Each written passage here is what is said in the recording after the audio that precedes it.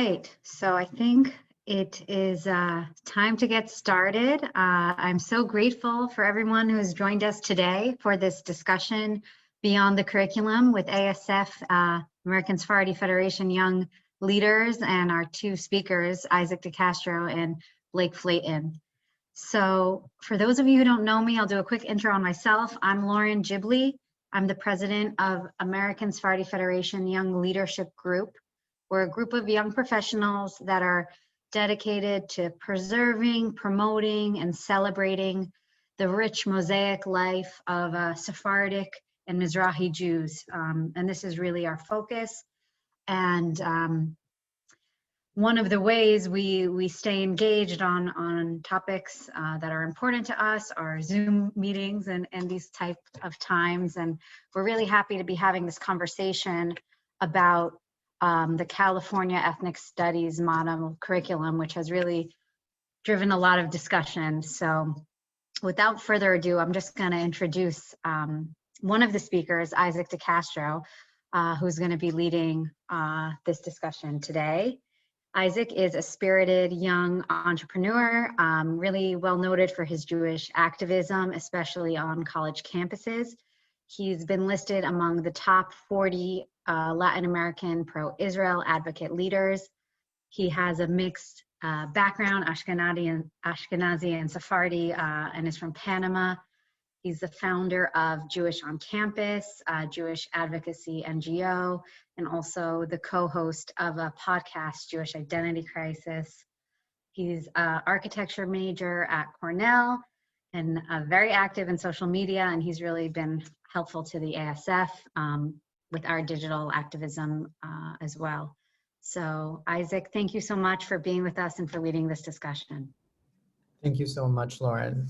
So my name is Isaac de Castro. I am a Sephardi and Ashkenazi Panamanian Jew. Growing up in Panama, I always looked up to the United States, and for as long as I can remember, that is where I saw my future. I saw a vast country with endless opportunity, a strong identified Jewish community, and I never took for granted the privilege that I had of holding citizenship with which I could easily take a step towards my own pursuit and fun American dream. After 4 years of living in the United States and studying at one of its most prestigious institutions, I no longer see my future here with the same certainty I always did.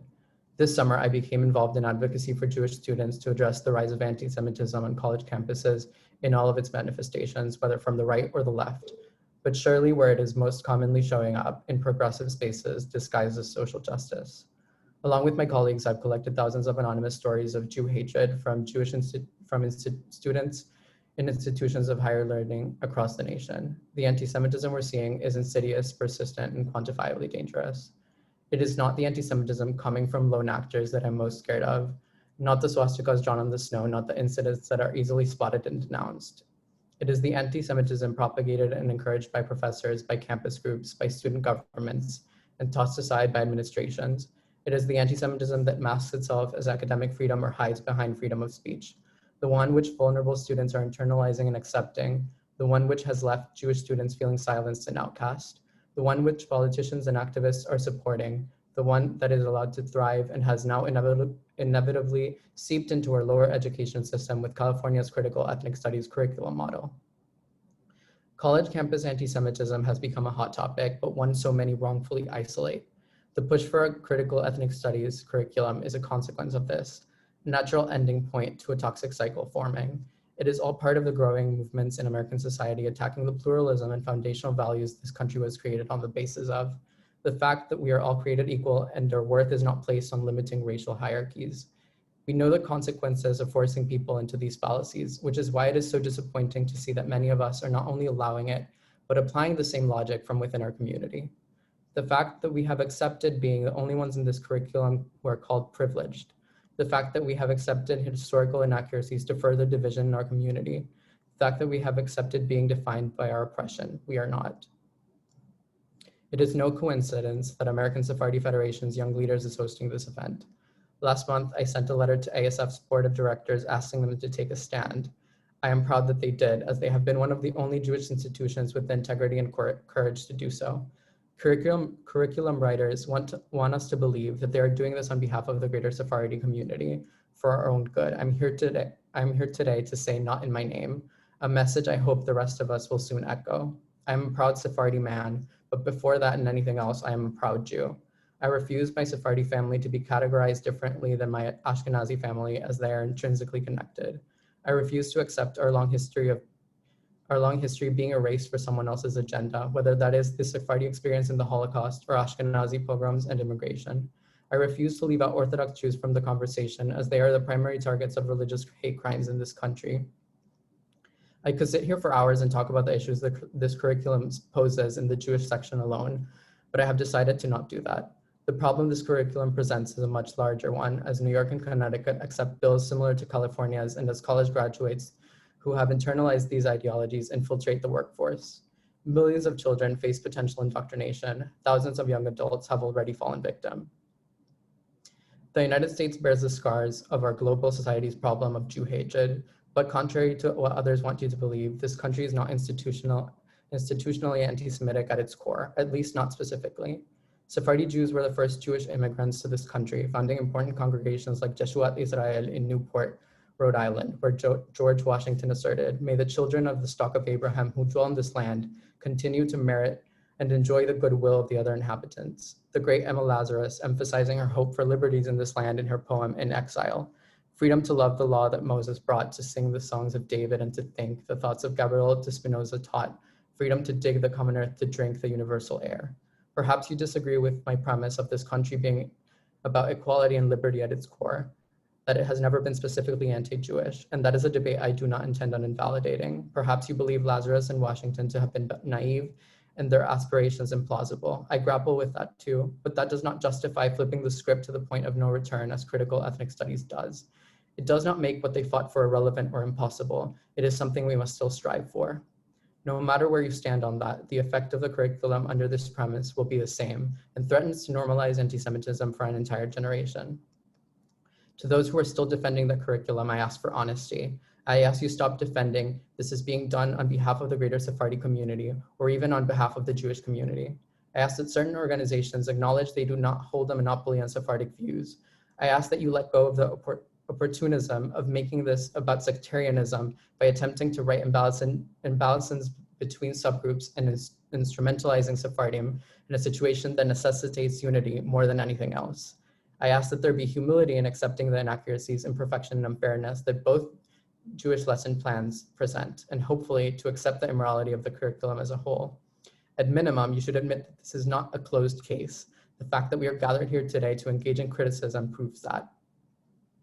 I will emphasize again that this is not a fight in which American Jews can afford to be divided. We must follow the lead of British Jews in their battle with Corbynism, heed their warnings, and come together. This is not a fight in which we can compromise and say that scraps are enough. They are not enough. Like every other minority in this country, like every other person, we deserve to be awarded dignity and respect to us and our history, both of which this third draft of the ESMC still does not achieve. And ultimately, more than what we deserve or not, we cannot afford to give up. So thank you all so much. And with that, I now want to introduce my friend, Blake Flayton. Blake is a senior at George Washington University, and he is also a writer and activist. His op-ed about his experience of being a progressive Jew on campus was published by the New York Times in 2019. Blake has since written for a myriad of Jewish publications, including Forward, Tablet, and Haaretz. He has recently been very outspoken and critical about California's ethnic studies model curriculum. So Blake, thank you so much for being here. I don't know if I'm going to ever be able to follow up that introductory remark. That was absolutely beautiful. Thank you so much, Isaac, for welcoming me. And thank you, ASF, for welcoming me as well. Thank you so much. So we're going to discuss a few questions that we have written down kind of to set the stage and talk a little bit more about critical race theory, the curriculum, and what's within it. So a lot of people are saying that the definition of IRA is in the curriculum, but that's not really true. Can you tell us a little bit more about that and why this definition is so important? And Isaac, if possible, I know we have a pretty wide range of people joining the call. If you can kind of set the stage of where we are now with the curriculum, just like more basic, just to catch some people up, so they have a good view of what's even happening, because I think a lot of people aren't even aware, to be honest. Absolutely. So California passed a bill to adopt this ethnic studies model, and they have a model curriculum that is set out by California. And this curriculum has gone through several drafts, and specifically, it did not include Jewish people in the beginning. It promoted BDS, and it had a range of issues, and Jewish organizations within California were able to add Jewish people to the curriculum. But many people, including myself, have a problem both with the curriculum itself and with the problem that the third draft still poses. It's still not perfect. It's still inaccurate in its representation of both Sephardi Jews and Ashkenazi Jews. And it's pretty much imbalanced. So while many Jewish institutions are claiming that this battle is done and fought for, what I am here today to say, what Blake is here today to say, is that that is not true, and that we must continue fighting and explain why that is. And ASFYL definitely stands with that remark and that sentiment. So yeah, I'll let you go a little bit deeper on some of the next conversation points you wanted to hit, but that was really helpful. Thank you. Thank you so much, Lauren. Yeah. So back to IRA, what I was saying is that there's a portion of IRA in the curriculum, but people are defending that it is in it, but it's not really true, because there's this crucial part, and I'll let Blake explain that, but can you tell us a little bit more and why this definition is so important? Of course. So first, I believe it's my understanding right now that IRA has been taken out, that reference to IRA has been taken out of the ethnic studies curriculum in California in its latest draft. And the reason why IRA has been taken out is because, like what Isaac was speaking about, the foundations of this ideology that forms this particular breed of ethnic studies is quite hostile to what IRA advocates for. And IRA advocates for and for those of you who are not familiar with the terminology, it's the International Holocaust Remembrance Alliance's working definition of anti-Semitism. And it has examples of which things can be considered anti-Semitic and should be considered anti-Semitic in conversation and in activism, etc. So this breed of ethnic studies, called critical ethnic studies, does not like the IHRA definition of anti-Semitism, because the IHRA definition of anti-Semitism specifically states that denying Jewish people the right to self-determination in their ancient homeland of Israel is anti-Semitic. IHRA specifically states that comparing Jewish people to Nazis is anti-Semitic, or comparing Zionism to Nazism is anti-Semitic. IHRA specifically provides examples that says that applying double standards to the state of Israel by requiring of it behavior not expected or demanded of any other democratic nation is anti-Semitic. Using the symbols and images associated with classical anti-Semitism, like money, conspiracy, blood libel, world domination, to characterize Israel or Israelis is anti-Semitic. Accusing Israelis or the Israeli government of murdering innocent people, Palestinian children, going out of their way to inflict violence on the innocent, portraying Israelis as being bloodthirsty, as genocidal. These all fall under the demonization category of characterizing Israel, and therefore IHRA specifies them as anti-Semitic. This is really, really important because so many Jewish college students, as Isaac mentioned, experience anti-Semitism in this avenue, in this way. We don't, when things happen in our country and on our campuses, like a swastika being drawn in the snow, or somebody doing a Heil Hitler, or even neo-Nazis in Charlottesville marching, or a lone gunman entering a synagogue and killing Jews, everybody is in agreement that is anti-Semitic. We are very quick to call it out. You know, there's consensus in the Jewish community. But the breed of anti-Semitism that Jewish college students experience is the one that IHRA specifically classifies. It is psychological. It is the weaponizing of hostility to Israel that is extended toward weaponizing hostility to pro-Israel people and Zionists, and using that as justification to keep them out of organizations, to socially marginalize them, to attack them on the internet, to start impeachment campaigns to remove them from student government, to have them drop out of school, to have them want to make aliyah because of the isolation that we experience by way of virulent hostility to Israel that we all are in consensus that it crosses a line. So this is the anti-Semitism that led to the crisis in the United Kingdom under Jeremy Corbyn.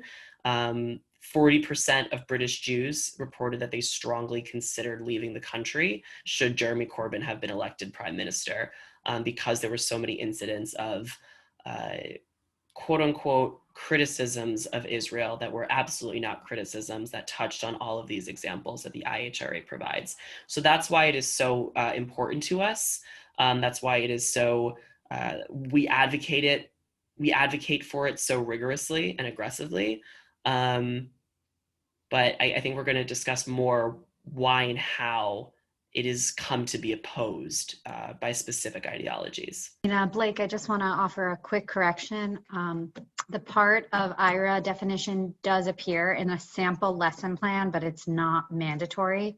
And I think it's in the third draft, but I do think it's not mandatory and incomplete. So I think that's just a quick correction, maybe.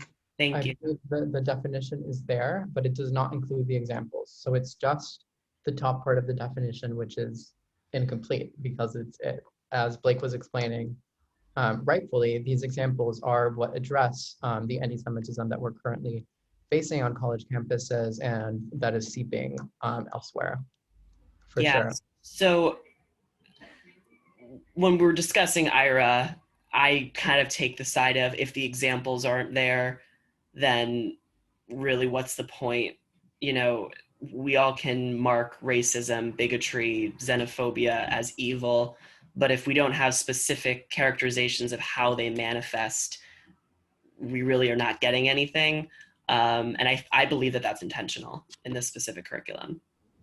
For sure. I 100% agree with that. So you touched briefly on critical race theory and how that related to the IRA definition, how it doesn't fit into this curriculum. But can we talk a little bit more about what critical race theory is and how does it or does it not apply to Jews, and what are the alternatives to critical race theory? So critical race theory is an ideology that acknowledges that oppression exists, right? And that oppression is and can be institutional, that laws, norms, and behaviors passed on from generation to generation can create, in fact, systemic inequities. And in the United States, that comes to fruition as white supremacy, as we all know, because of this nation's very dark and violent history of racism. How critical race theory manifests itself in academic spheres, but more importantly to this conversation, how CRT manifests itself in activist spheres, is it arranges the world in an oppression hierarchy. And in this oppression hierarchy, there are people who are privileged and there are people who are not. There are people who are victims and there are people who are victimizers. And those are the only two categories, and people are only in one of those two categories. Jews in this worldview are placed at the very zenith, the very top of that oppression pyramid. We are seen as white, we are seen as privileged, and we are seen as powerful and protected by way of our representation in American culture, in Western culture, and because of our association with the state of Israel, which in these far left activist circles is seen as the embodiment of colonialism and imperialism and white supremacy, which is just completely incorrect on its face. And so therefore, by way of separating people, not by their individuality, but by their identity, whether or not they're oppressed or oppressive, it becomes completely acceptable to demonize Jews and to demonize Judaism and Jewishness and the Jewish state and Jewish culture, because it's portrayed as punching up. It's portrayed as speaking truth to power and sticking it to the man, because the Jews, and this is where the lines between left-wing anti-Semitism and right-wing anti-Semitism are kind of blurred, because the Jews are in control, right? They're the puppet masters. They own the media. They have a hand in global affairs and in politics by way of the pro-Israel lobby. You know, when Ilhan Omar says it's all about the Benjamins, and when a lot of far-left politicians, especially in the UK, like what we're seeing at the University of Bristol now, say that claims of anti-Semitism are orchestrated by like well-funded Zionist lobbies, right? The pro-Israel lobby, the Jewish establishment and all of its riches. And when Jews, by way of critical race theory, by way of critical theory in general, object to this demonization and this vilification, it is seen as punching down. So we're not speaking out, you know, against oppression. We're not speaking out against discrimination. We are in fact right-wing political actors orchestrating a smear campaign and a hit job on people who criticize Israel. You know, critical race theory mandates that, you know, because of the pigmentation of my skin, if I feel like I am being excluded from a group like Students for Justice in Palestine, or not excluded, but if I feel like I'm being vilified or treated unfairly, or if any Jewish student feels like they're being vilified or treated unfairly, it's seen as they're being bigoted, they're being racist, they're being xenophobic, instead of an equal playing field that acknowledges that all people are capable of treating others unfairly, that all people are capable of cruelty and of weaponizing identity to hurt other people. And that's really the crux of what I believe to be causing anti-Semitism on college campuses. I often say it has very little to do with Israel. It has to do with the Jewish association with Israel and what that means for our perceived identity.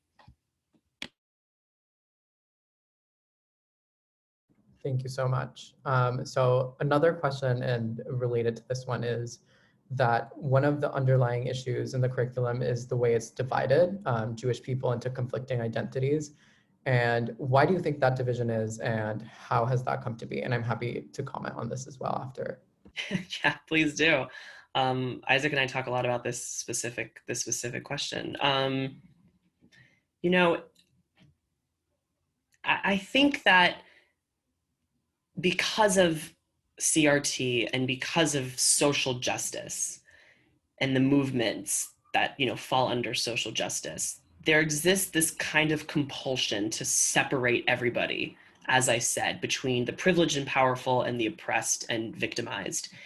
And there have been some in the Jewish community who want to impose that dynamic onto the Jewish community, onto the Jewish nation, the Jewish people, in order to make it make sense in this oppression pyramid, in this ideology. Because the Jews, we don't fit in to an oppression pyramid. You know, we're a nation, we're a people.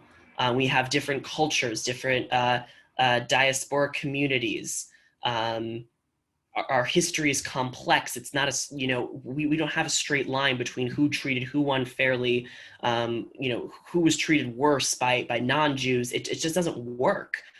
We defy kind of all levels of placement on a hierarchy.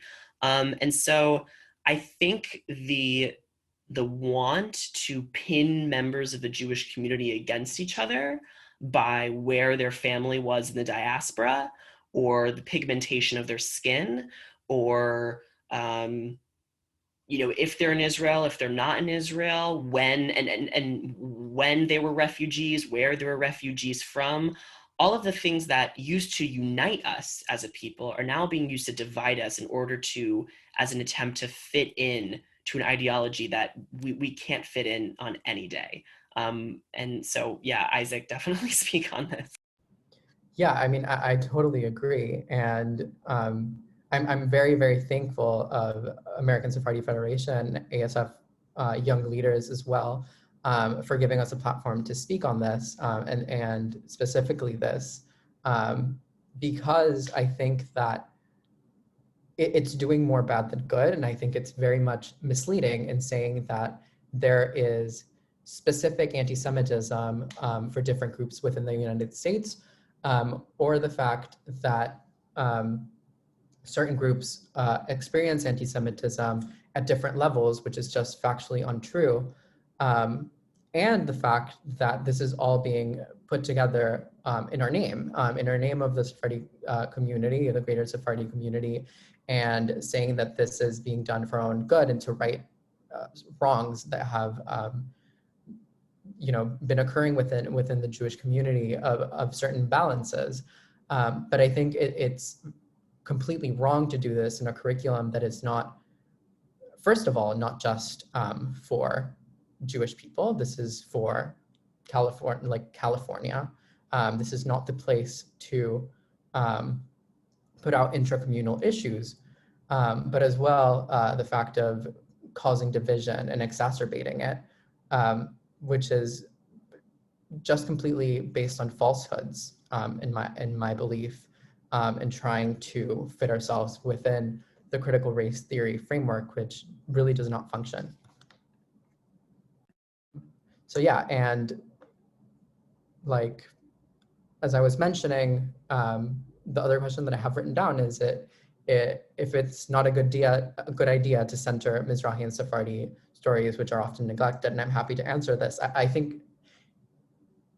What I think is that no specific subgroup should be centered. I think that Jewish people should be centered, and as such, everyone should have representation. Every one of our stories, whether it Mizrahi, Sephardi, or Ashkenazi within the United States, like we see a problem within the curriculum, for example, of the example of anti-Semitism. One of the examples, which is put like at the forefront and as the spotlight, is the vandalization of a Persian synagogue in Los Angeles. And this is a horrible thing, obviously, but the fact that Poway and Pittsburgh only made themselves to the fact sheet as like a secondary thought is conflicting to me.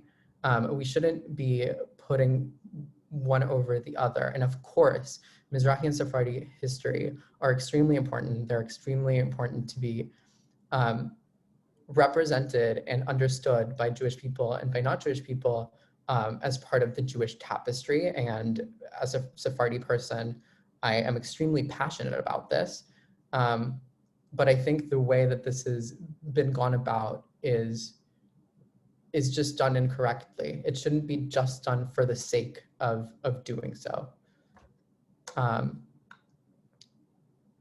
And I would like to add that the curriculum, like there's two curriculums, one which talks about Jews making the idea of race murky, and the other one is about anti-Semitism and focuses on Mizrahi and Sephardi Jews experiencing anti-Semitism. As I said before, it's problematic to separate those experiences within the United States. But on top of that, I think defining Mizrahi and Sephardi Jews with anti-Semitism instead of our culture and our history and our accomplishments is offensive, just putting it plainly. So the last thing I'll ask you, Blake, is what are other communities saying? So has there been feedback like this from without the Jewish community, from other minorities? I mean, yeah, and I wanted to just agree really strongly with what you said about, defining a community through oppression. In this ideology, in this framework, that is the only way that Jews are somehow only capable of being perceived. Like, we can only perceive of you as worthy of being included in something like ethnic studies if we can talk about how you are oppressed. And Barry Weiss, during her speech last year in Brooklyn against anti-Semitism, said, I wasn't put on this earth to be an anti-Semite. I was put on this earth to be a Jew. And I have earned my place in the hodgepodge of multiculturalism. And I think that needs to be reflected in any curriculum. But specifically to your question, yes, there are so many communities: the Asian American community, the Hispanic American community, the community of people who have fled communist regimes. Because one thing we haven't talked about is how in earlier drafts of the ethics studies curriculum, there was a role models page where violent, militant Marxist-Leninists who were responsible for committing violence against people were showcased as role models that one could look up to. The Asian community in particular faces the same kind of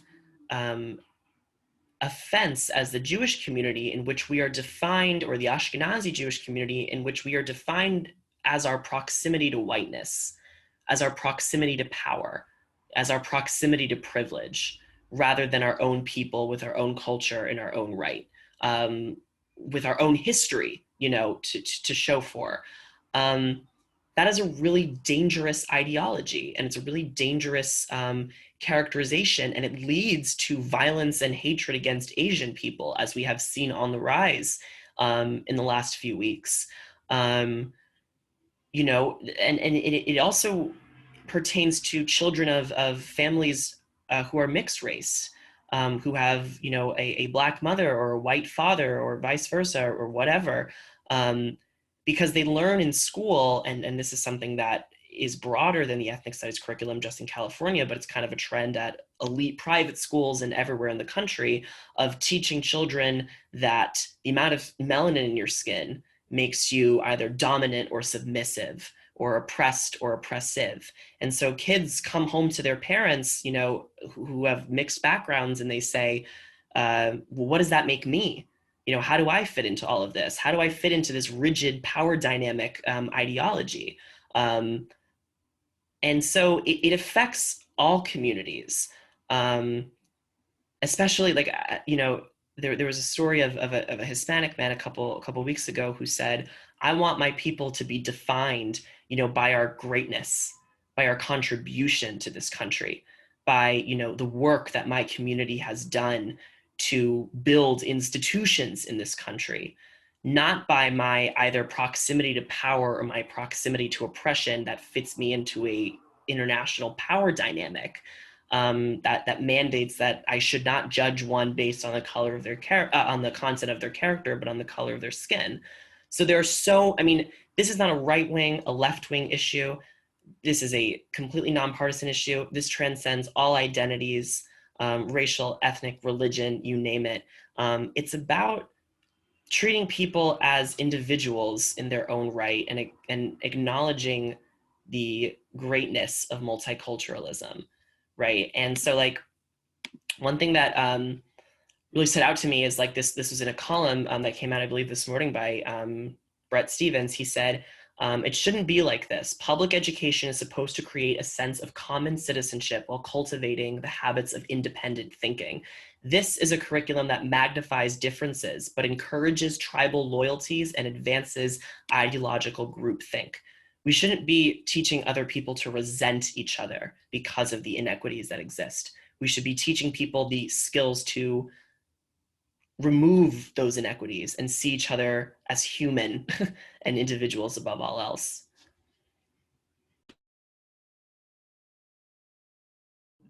Yeah, amazing. So the last thing that we talked about is what we can do. So there are obviously larger implications for this. As we've talked about before, this is going to affect millions of children unless we let it happen. So what can we all do individually or as a community? Well, so I'm currently doing work for an organization called ACES, which is the Association for Constructive Ethnic Studies. And essentially what constructive ethnic studies advocates for is just everything that I just said. It is teaching togetherness and cooperation, and teaching children that there are in fact injustices in the world, but those injustices are made worse, not better, if we see each other as avatars of power systems. If we see your white classmates as the epitome of colonialism and racism and white supremacists, if you see your classmates of color as being perpetually oppressed and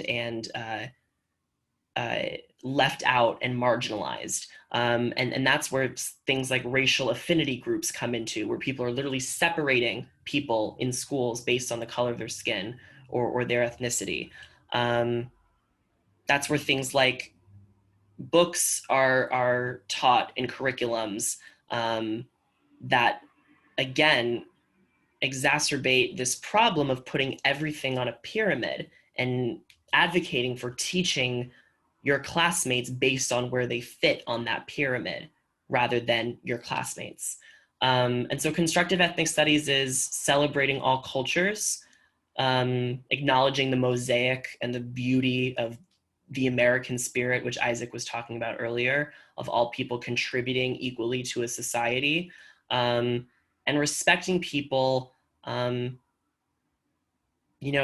because a social science or a social philosophy or a political theory says you should accept them or not accept them, or respect them or not respect them, but because, there's a reason Martin Luther King's speechwriter objected to this type of ideology being present in the curriculum, because MLK and the civil rights movement had a radical idea that we all need to treat each other as fellow individuals in order to live up to the ideas of the nation, not tear each other down and dictate and place guardrails over how we speak and how we act in order to fix injustice, because that doesn't work. So I encourage everyone to log on to calethstudies.org to learn more about that. Yeah, absolutely. I agree. I also hope that more and more people will speak out, specifically within the Sephardi community and within the Jewish community, and that we will pressure organizations to also take part in resisting to critical ethnic studies and to the belief that this is a fight that we need to sit out, because I really strongly believe that is one that we cannot afford to lose.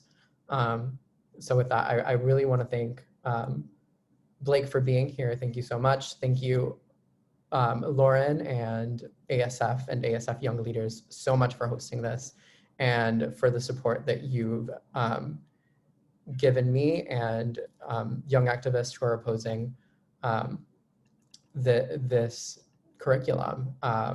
I really appreciate it personally, and I know many others do. Thank you, Isaac. Thank you, Blake, as well. And I think just ending that note on all the action items and what can be done is just a really positive way to leave us all as far as, next steps and going forward. So we really appreciate that. Thank you so much. All right, everyone. Have a great night. Good night, everyone.